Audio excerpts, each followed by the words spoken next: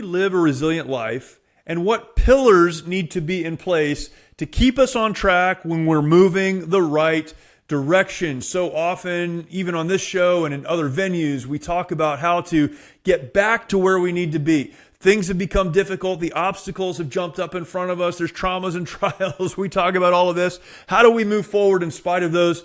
One of the questions we need to ask, and something we need to spend some time talking about, is how we can put the right pieces in place to keep us moving forward when we start right so that we will end right. Today, I have the opportunity to talk to a good friend of mine, someone I've known for a long time. I've had the opportunity to not only spend a lot of time with him, but interview him for other podcasts and in other places. He has recently written a book. John Davis works with us at the Mighty Oaks Foundation. He has been a police officer. He was in the United States Army, and he has a story that is a difficult upbringing, making good decisions, starting his law enforcement career right, falling into a dark hole, which he'll talk about, and then understanding how to find the hope and find the purpose and move forward. But in this conversation that we have, and you'll hear in just a second, we have the opportunity to go back and ask the question, what pillars should have been in place and what does that look like? Very helpful conversation, one that I know you will appreciate, and you get the opportunity to hear in just a minute. Hello and welcome to the March or Die Show. Very glad to have you joining me and looking forward to jumping into this incredible conversation. Before we get there, I want to remind you, if you're not yet subscribed to the podcast, please take some time to do that. You can subscribe from your favorite podcast platform, March or Die, the March or Die Show, or better yet, go to jeremystolniker.com, jeremystolniker.com, and you can find connections to this podcast, connections to my blog, other contact information there. And I'd love for you to stop by jeremystolniker.com. I want to jump into this conversation today. John Davis has been a friend of mine for some time, and an incredible story, a difficult story in a lot of ways, brought up in a very difficult situation, made some decisions early in his life that he was going to change his situation, was on the right path, going the right direction, and then life happened and career happened and decisions were made. Eventually found himself in a dark situation, had to understand what God still wanted to do in his life. We talk about all of that. One of the areas we spend some time really diving in is on this idea or this understanding of the pillars that should be in place in our life if we're going to keep moving forward in the right way. And I'm really excited to be able to share this conversation with you. I hope you'll enjoy and listen and then subscribe and then share this conversation with my friend, John Davis. John Davis, what's going on, man? Hey, how you doing, bud? Good. It's good to talk to you. We just spent some time together last week. We've done podcasts and different conversations in the past, but nothing on this. And I wanted to talk to you and share your story with the March or Die audience because I think it fits so well into what we talk about all of the time here, that life throws stuff at us. There are obstacles, difficulties, trials, traumas. Sometimes we create it. Sometimes it's created for us. But regardless of how we find ourselves where we are, we have to move forward. And you and I are good friends and known you for a long time. And when I met you, you were kind of, in a lot of ways, I think, beyond some of those real deep, dark times of your life. But as I've gotten to know you and heard your story and come to understand where you've come from, and I respect you so much, particularly knowing your story. So I wanted you to share that a little bit if you could. When you and I met, I guess we met because of Mighty Oaks, because of the work of Mighty Oaks. We were also training at the same jiu-jitsu gym, so there were a lot of crossovers. We had some mutual friends in common. But you had just gotten married, I think. You and Quinny had just gotten married when we met.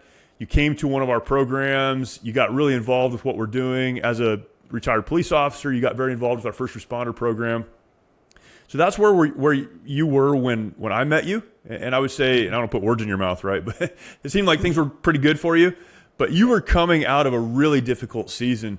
So maybe you can start with, kind of where you were when we connected, when we met, and then go back and tell the story of how you got to that place, because it was not without extreme challenge. You've recently written a book about this, which we'll talk about as well. But yeah, I'd love for you to just kind of start there and then work backwards. Absolutely, absolutely. So yeah, like when we met because I joined Carlson Gracie over there, and then Chad, who was one of our instructors, Yeah. seemed like a cool guy, fighter, military, Christian, because he had the verses Yeah. on the gi. We always talk about that. That definitely Right. Christian. So he was cool, and then the I Am Second video came out on Facebook. He had posted it, and my wife, Quinny, who also works for Mighty Oaks, she was like, "John, yeah, you should watch this." And I'm like, "Okay, I'll watch it." And she was on me all day, and she gave me one of those before I was going to bed, like, "You need to watch it," like telling me, "You need to watch this video." Yeah. And as I Yeah. watched that video, and I always share this, it's easy to share. I didn't know much about Chad other than the military. I didn't know he was a police officer. And the beginning of the video is a radio call when he got in a shooting. So instantly I was like, oh my gosh, okay, let me really, I'm sitting up listening to it. My heart's racing a little bit, as it does when we go back to our own things that we've dealt with. And I just listened to his story, and it was amazing because it was not the similarities of military or law enforcement or martial arts.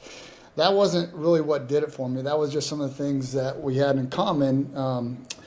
It was what he was sharing from his heart and the issues and how he failed as a husband and he failed as a father, and he became somebody that he didn't want to be.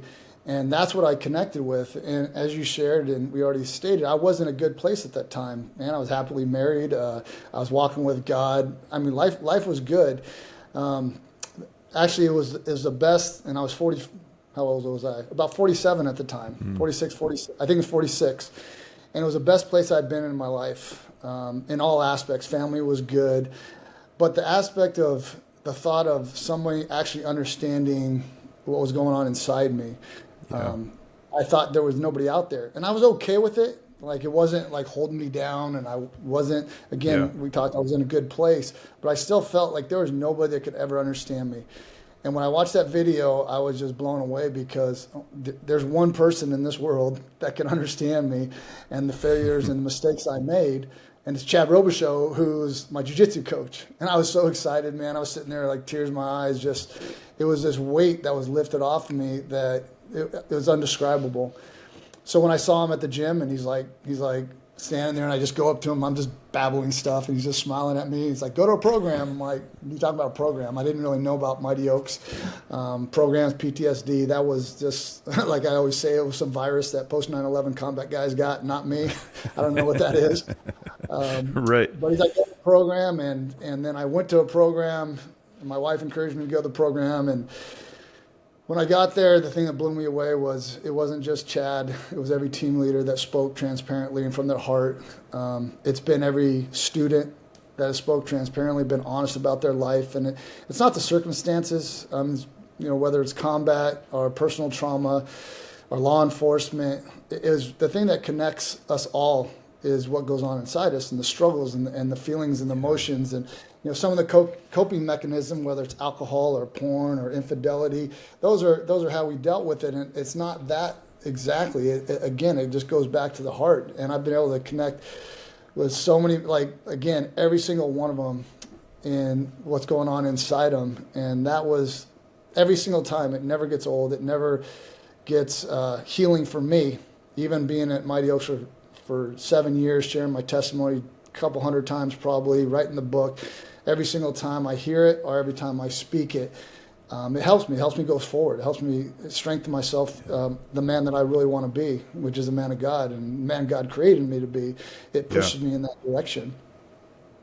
Why is transparency so important? This is something that we talk about a lot, and we try to lead in our programs, and as we try to help people with transparency. We want to let people know what is going on inside of us. But what I've learned over the last several years, I've been involved in ministry for a long time. 20 years I've been involved in ministry, church ministry, pastoral ministry, working with Mighty Oaks. And what I've learned about transparency, and particularly transparency in the sense of I'm going to share with you my struggles so I can help you, it's very uncommon. And it's very uncommon in the Christian world, unfortunately. Why is being transparent and being willing to be transparent, number one, why is it so unusual? And then two, why is it so helpful? You talk about how, man, there's one guy in the world who knows what what it's like to struggle the way that I've struggled. Why is it so unusual for people to be honest that way? And then on the other hand, why is it so helpful when people are? Well, it's so unusual, I think, and especially for men, because we look at sharing those things that are done to us, whether it's physical abuse, sexual abuse, two things I dealt with as a kid, Right. are the mistakes, infidelity, failing in my marriage, stepping outside my marriage with other women. Those, I never feel good about those. It's always difficult. Writing the book, sharing testimonies, it never gets easy. I never feel good about it. So there's that aspect. There's also the aspect of looking at it, being looked at as weak. Us as men, like, those things don't bother us. The things that we deal with, the struggles, whether it's anxiety or depression, I mean, especially in the 90s, especially in law enforcement, man, we just deal with things. We see things, and we're men, we're warriors, those things aren't supposed to bother us, right? And that's a lie. We know that's a lie. And to speak it, it's almost like I'm saying, I'm weak, which, again, it's such a lie, and something I really emphasize with everybody I talk to, that is such a lie, and it's the opposite. Because when I hear men speaking of that, to me, I look at that's strength. You getting up there talking about combat or law enforcement or shooting this guy or doing this, man, that doesn't impress me. But when you can get up there and really share from your heart the struggles that you're going through, the mistakes you made, that's strength. And to get to that place, it's not easy. It wasn't easy for me. It took a long time. I mean, up until I was 44 years old, I kept all that stuff inside. Nobody knew those struggles. Nobody knew the things that happened to me as a kid. I wasn't going to talk about that stuff. I wasn't going to be weak. So it's extremely useful. Now, why it's beneficial, I'll say two reasons. Number one, for me personally, for us, when we share it and we're transparent and we clean those things out, those deep things, those dark things, those things that have really affected us, I just break it down to one word, freedom. Because when I share those things, I feel like I can move forward. I feel like actually lighter. You feel lighter when you share these things. And the freedom in letting that thing out, walking around without that pit in your stomach, when it just burns. And I think a lot of us as men can understand what I'm saying on that, because whether it's not telling your wife something or having this secret inside you, when you walk around with it, man, it's just like, it just burns at you. And the longer you go, the worse it gets. But when you release that, when you speak it and understand that, man, I'm just letting it out, man. I'm being transparent. I'm sharing these things. It helps you go forward as a man. Now, man, the benefit of that, and again, I said it, like, it's never easy to do that. Right, as many times right. it's never easy, man. Half the time I'm crying, sharing about it, sharing about, man, my actions caused what it did. It's tough, but now I know how beneficial it is, the lightness, the freedom, the strength to move forward by doing it. And with that, the other huge benefit, which really motivates me to keep on doing it, is how it connects with other men. And when I say it and another man says, man, I understand that, and they say, I'm going to share something I've never shared before, right? Because of what I shared, man, you have to do it. You have to keep doing it. You got to get the word out there, because there's so many of us, so many men and women that keep these things locked up inside, burning, rotting our soul. When we release it, man, and just knowing that, knowing so many times, and I got a great story about that too. You don't mind if I share a story really quick? Yeah, do it. And it was about this. It was about this guy I'd called, being the applications coordinator for Mighty Oaks. I called this guy, and I'll try to make the story short. And I said, hey, man, can you go to this program in Texas? He's like, who is this? And I'm like, John Davis from Mighty Oaks. He's like, yeah, where's it at? I'm like, California. He goes, roger that, I'll be there. I'm like, you good? You need anything? You need a flight? No, I'll drive there. I'm like, okay. So I see him at the program. He comes up to me, and he's like, John, when you called me, I was on my way to kill myself. I got in an argument with my wife. I had my pistol, my shovel, my poncho, and I was going to dig a hole, bury myself, shoot myself in the head because I want to spend eternity in hell. And I was like, whoa. Wow.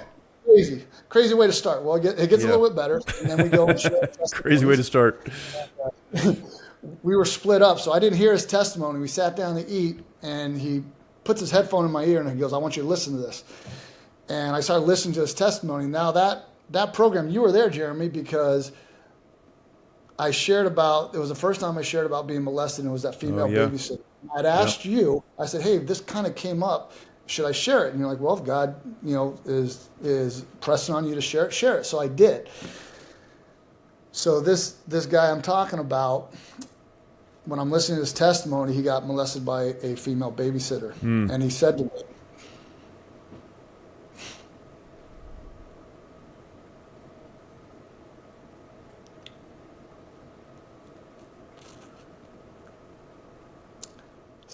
me, he goes, first you called me, but when you shared that, I knew God was real. I'll never doubt him again. And I was like, Wow.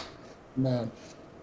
And that's one of so many stories I have at being at programs, sharing things, and guys going, man, that's what helped me. When you stood up there and said that, man, I knew I could share it. So, man, sharing that stuff and seeing that, and again, countless times. That's one of so Yeah. many stories that could go on and on. We could do a whole podcast on these stories Yeah. of that happening. Man, it just motivates me and inspires me and drives me to keep going forward and keep sharing from my heart. And all of us, man, all of us, every single one of us have a story. And there's other people out there that we get to connect with, and man, it's amazing. There's nothing like it, man. The phrase, and I heard this a long time ago in Mighty Oaks, was like, we can't change our past. As much as I wish I could, you can't change it, but we can give it meaning.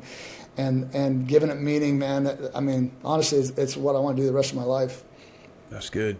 It's crazy because we all think that if we share what's going on in our heart, those deepest, darkest secrets that no one knows about or that very few people know about, that it will cause damage. And there may be some collateral damage, right? Some things you have to work on and some relationships you need to mend, but it creates so much freedom. And when you're able to see that in someone else,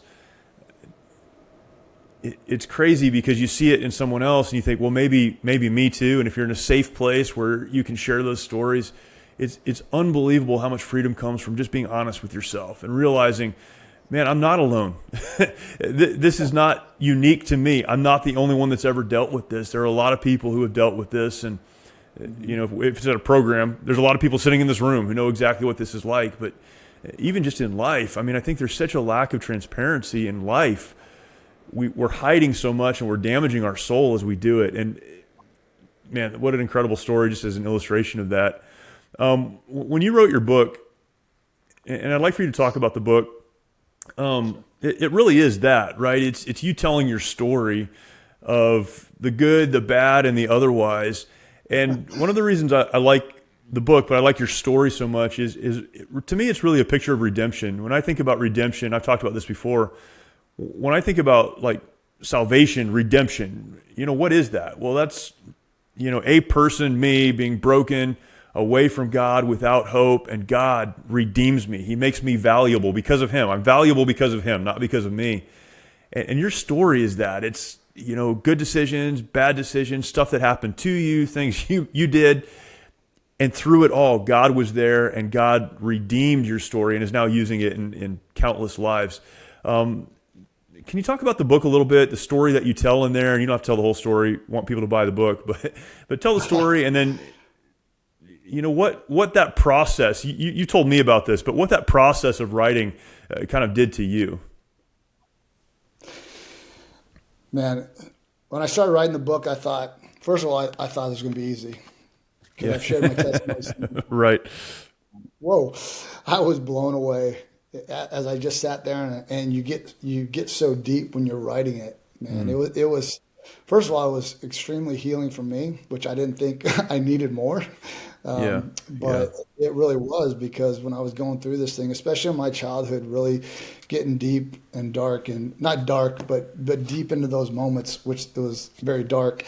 The emotions that were so real, and so many more things came back to me.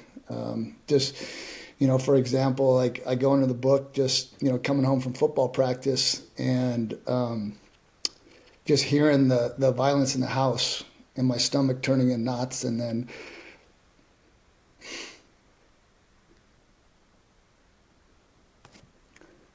just going to my bedroom and laying there and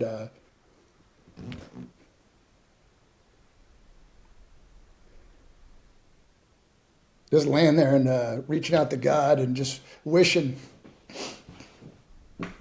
Yeah.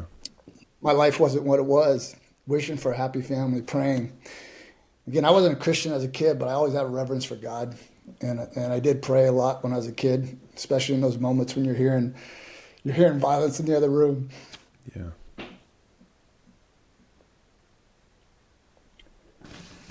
So being able to go through that, like, and really take my time, it was extremely healing, and it felt great. I mean, it didn't feel great, but it was I guess emotionally, just because I really didn't think I had so much stuff still deep down that I needed to deal with. So going through that and going back to those times, and man, seeing it and feeling what was going on in the other room, as well as the abuse, the physical abuse, the sexual abuse, whether female babysitters, the teenage boys, going through that. And I didn't spell out everything in the book in detail because Sure. it involved a family member that I wasn't going to put on blast in a book. Yeah. Yeah. But as I'm writing about that, obviously I know the details, I know the names, I know the places. It just, I don't want to say felt real, but I was in it as I was writing it, more so than just speaking about it. Maybe because in the context of people being there, and I don't have 6 hours like I do Yeah. when I was Yeah. writing to talk about it. But it was great. I'm so glad that I did it. I mean, for myself, I didn't Yeah. write it for myself. I wrote it for other people, to give them hope and the redemption we talked about. But Yeah. it was amazing for me to go through that process in every aspect.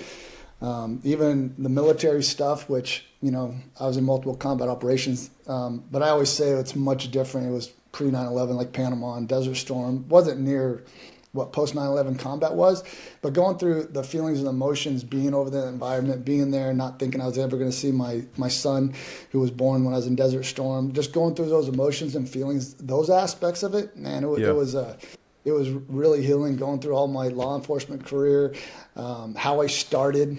And I guess I can get into this now a little bit, because when I started, as you know, in law enforcement, man, I was walking with God. I was right on, and Yeah. then writing about that process, that slow change, as bitterness and anger, and it grew in my heart, and I wasn't staying in the Word. I wasn't reading the Bible, and I'd stopped going to church because I was working weekend graveyards, and that anger, and I kept shoving things down, but I still kept, the mask on, the Christian police officer mask on, but inside there was something much different, not sharing with anybody actually what was going on with me, and just kept pushing forward, and that got worse and worse and worse until I ended up on that roof, and the name of the book's Man on the Roof, because that was a point in my life where,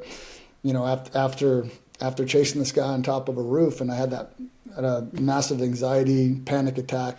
Although at the time I had no idea what was going on that roof. I thought I was going to die, man. I thought I was going to fall off, and I'm squatting down on this roof, and just darkness and, hate and just emptiness and darkness was in my heart. I knew something was wrong, and that was the point, and I knew what I should have done.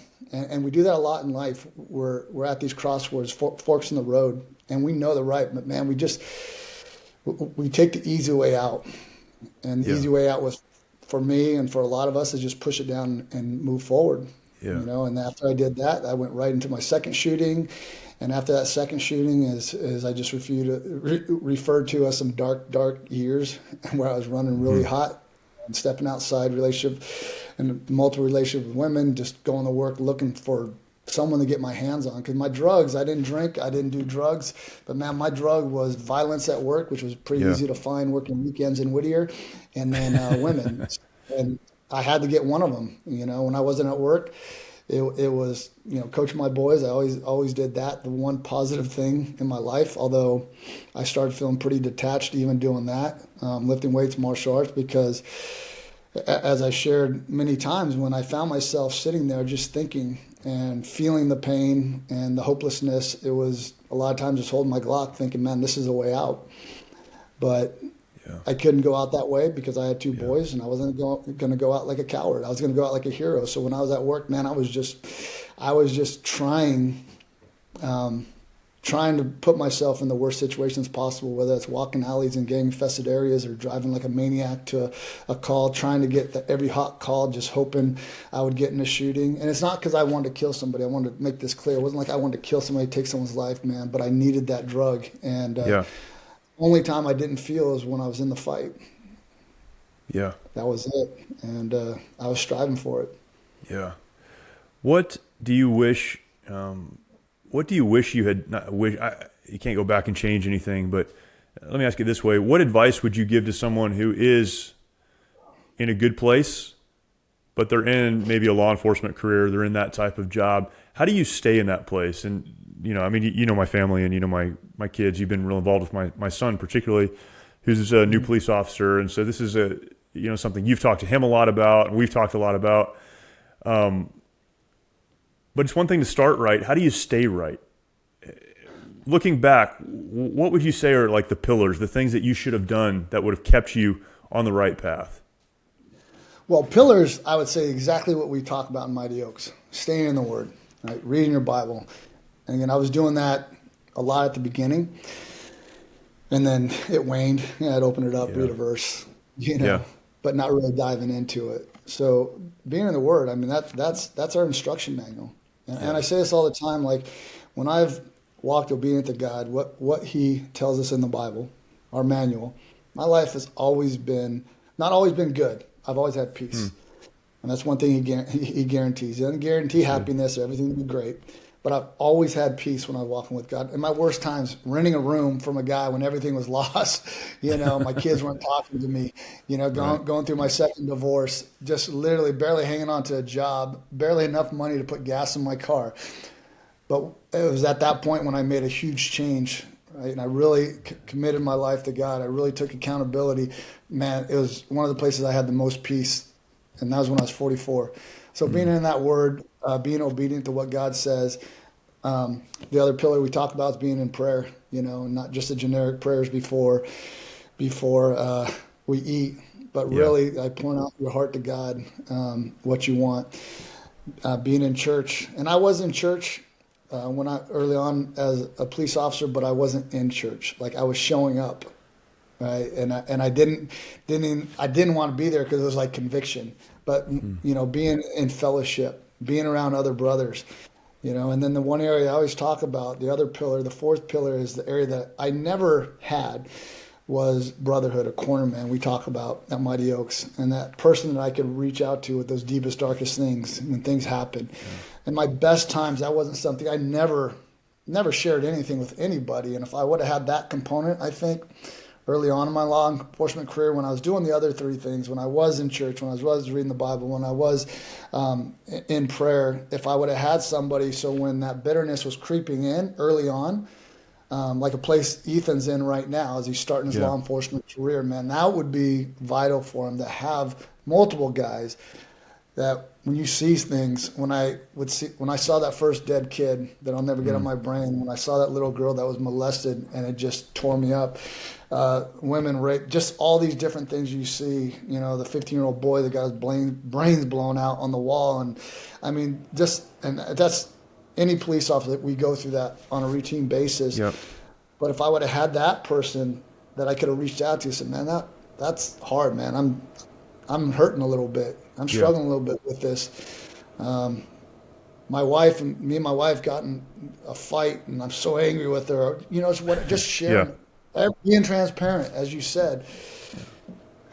I think early on, if I would have had that, it would, and then somebody I would respected and who would have kept me accountable. Not like, that's cool, man. She's just a pain in the butt. That's how I was.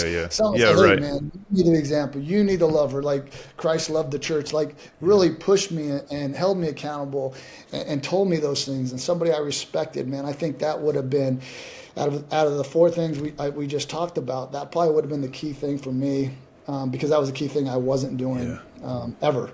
Yeah. And that's the one thing I do now to this day because we still go through struggles. I go through struggles all the time and attacks and issues with my wife. And it's like, man, I'm on the phone to Jeff Stiff or Mike Griffin all the time. But hey, guys, I did this. And as we talk about, okay, stupid, do this next time or pray for me. But but just having that is so vital for me. Every day, knowing I got somebody when I'm dealing with something that I can reach out to and talk to. Like I said, I talk to both those guys, man, definitely at least once a week, sometimes more if it's a rough week. But we know what's important, and this is to your question. If I could go back then, if you would ask me what's most important, I would have honestly told you God. My relationship with God's number one. Number two is my wife. Number three is my kids, and then the job. And I believed it, but my actions didn't reflect that. You know, when I chose to work weekends all the time, when I put myself through schools, when I was always at the gym, when I was always training martial arts, when I was doing these things, they were good things to be a better police officer. Absolutely. How much was I in church? How much was I in the Word? How much was I making my wife a priority? It doesn't matter what you say, it matters what you do. And when I look back, man, my priorities were being the best cop I could be, and I was a pretty good street cop. I knew what I was doing there. Meanwhile, my family, my relationship with my wife, my relationship with God, most important, was suffering. You know, you have to make, if that's your priority, you know, you have to make that what you do every day line up with that. And that's what I didn't do. And you always say this too, and I love when you say this, like, you got to have the end goal in mind, something that loosely paraphrase. You always say that, and I always think about that. You know, we got to know where we're going. You know, and when I was 17, I became a Christian, and I knew. And before that, growing up in my crazy home, and kind of backing up now, what I always wanted, what drove me in sports, was not to be this professional athlete and make all this money, because I kind of equated being successful in sports with a happy family. So I always wanted a happy family. And then when I was 17, I became a Christian, found out who Jesus was. I knew exactly who I wanted to be. I wanted to be a man of God, and I wanted a happy family. Never changed. In my worst, it never changed. But man, my actions were so far removed from getting me to that place. So like you said, man, knowing what that end goal is, knowing who we want to be, and then making sure our life lines up with it, it's critical to get there, because especially being in law enforcement or the military, and you're going to be tested. And I always tell those people about anybody who wants to be a police officer, I know I said this to Ethan many times, is that you will not stay the same. Absolutely not. You're either going to get much worse, like so many do, or you're going to be much better. You know, you do not have to become an angry, bitter cop or fireman or Marine or soldier. You don't have to do that. That's a straight lie. But you're not going to stay the same, 100%. When you see those things, if you go to combat, or if you see death and babies drowning in pools and all these, you will not stay the same. But it can also lead you in that place where you can appreciate life more. And that's kind of where I am now. That's good. Where I appreciate life so much more. It's so humbling. It's so like, man, every single day is a gift. It really is. You know, and I say this all the time, and I don't say it to be self-deprecating, but man, I don't deserve any of this. I really feel that I don't deserve it. But what can I do? What can I do with the past? And I can thank God every day by serving Him and helping other men and pushing forward and being that example and being that man that He created me to be. And that's how I'm going to thank Him, is keep going forward. That's good. Keep marching. Keep marching. Don't march or die. Man, there's a lot more we could talk about, John, but where can people find your book? Because you not only tell your story, but it is a story of hope. It's I didn't do the right things in the beginning, but God worked in my life, and here's some things you can do to move forward. Where can people find the book? And I think there's even an audio version of it. The audio's not done yet. Not done yet. It's coming. Stand by. Stand by on that one. Sorry, I know I like audibles too. But you can get the book. It's Man on the Roof on Amazon, and then also Barnes & Noble. Awesome. John, I really appreciate you, man. Thanks for telling your story. Thank you for all that you do. You've been an inspiration to me, and you know, we've spent a lot of time together through jiu-jitsu and through a lot of other things and our work. But you've been a blessing to me. You've been a blessing to my family, and really grateful for you. And thanks for telling your story a little bit. Thank you. I appreciate you, brother. Appreciate that conversation. Please go and check out John's book. You can find the link even in the show notes. You won't be disappointed. Great story, but really it's a story of hope and redemption. and really happy to be able to share that with you. Take some time today, go over to lifeaudio.com. Lifeaudio.com is where this show and other great conversations, great podcasts are hosted, and I would encourage you to stop by there, check that out, and you'll be glad that you did. Thank you again for joining the conversation. Subscribe if you're not, share this content out. That would be very helpful, and I look forward to talking to you next time.